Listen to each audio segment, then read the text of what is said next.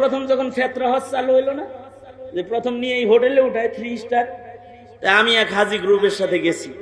এক হাজি সাহেব হঠাৎ করে যে এহরামের কাপড়টাও সব চেঞ্জ। আমি বললাম যে তওয়াফ করলাম না, সাই করলাম না, এহরামের কাপড় খুললেন, লুঙ্গি পরছেন, তাড়াতাড়ি খুলেন, এহরামের কাপড় আর নাই, ওইটা পরেন, এহরামের কাপড় পরেন তাড়াতাড়ি করে, জলদি করে, তাছাড়া তো দম আয়া পড়বো।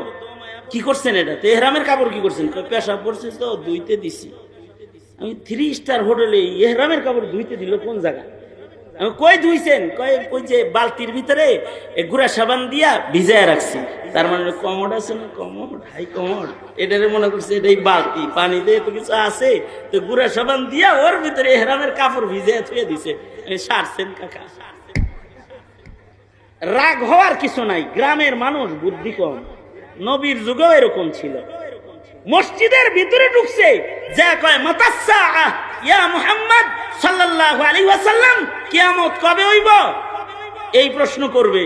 ঢুকছে, ঢুইকাই যেন দেখছে মসজিদের ভিতরে বালি, হের পেশাবে ধরছে, ফাবালা কাইমান ফিল মসজিদ, মসজিদে দাঁড়ায় মুইতা দিছে, পেশাব করতেছে।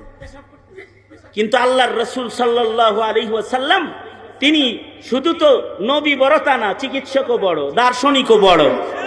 নবী আলাইহিস সালাতু ওয়াস সালাম সাহাবীদের থামায়, এই সাবধান, পেশাব করতেছে, মাঝখানে বাধা দিস না, পরে ধুইছ নাই, এখন পেশাব করতে দে, মাঝখানে আটকাইলে রোগ হইব, আটকাইস না।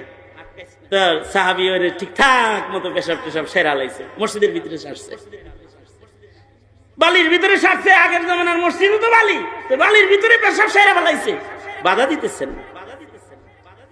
নবীজি তো বুড়া মানুষরে পেশাবে বাধা দেয় নাই।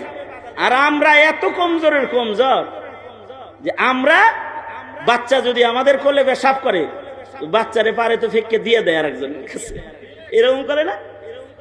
এমনকি পিতার কোলে যদি বাচ্চায় পেশাব করে তো লাফ দিয়ে দাঁড়ায়, এই পেশাব করে দিচ্ছে, লাগে যিনি যে হের গায়ে অ্যাসিড মারছে, এরকম একটা ভাব আর কি।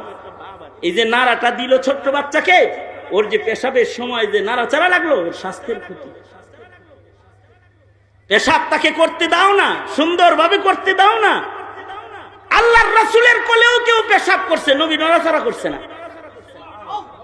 হাদিসের কিতাবে এর উপরে একটা বাব আছে যে কারা কারা নবীর কোলে পেশাব করছে আর নবী নড়ে চড়ে নাই, সুন্দর করে পেশাব নবী কোলের ভিতরে লইতেছে।